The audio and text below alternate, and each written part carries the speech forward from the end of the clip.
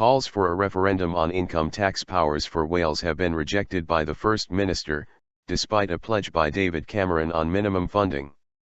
Announcing plans for further devolution, the Prime Minister said it removed the last remaining barriers to a public vote on tax powers. Carwyn Jones insisted the two things were not linked, denouncing the offer on funding as a vague promise. He said UK ministers had given no real commitment to tackle underfunding.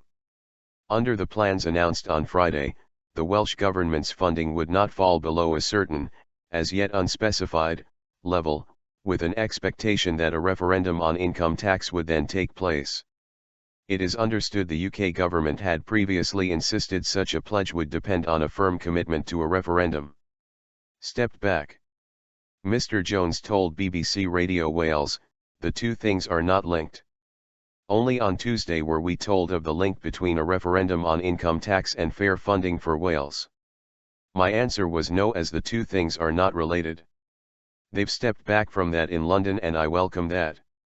However," he added, "we've had no real commitment from the UK government, no date when the underfunding of Wales will be dealt with and no sum of money mentioned, just a vague promise." The pledge on minimum funding was among a package of proposals on further devolution for Wales unveiled by David Cameron and Nick Clegg on Friday following months of cross-party talks. They would allow ministers in Wales to raise cash from the money markets for major projects, give the Welsh Assembly control of its own elections, and power to make decisions about fracking and other major energy schemes. Mr. Cameron said, "Today's agreement paves the way for a referendum that could deliver an assembly that's not just a spending body but is actually responsible for raising more of its revenue too.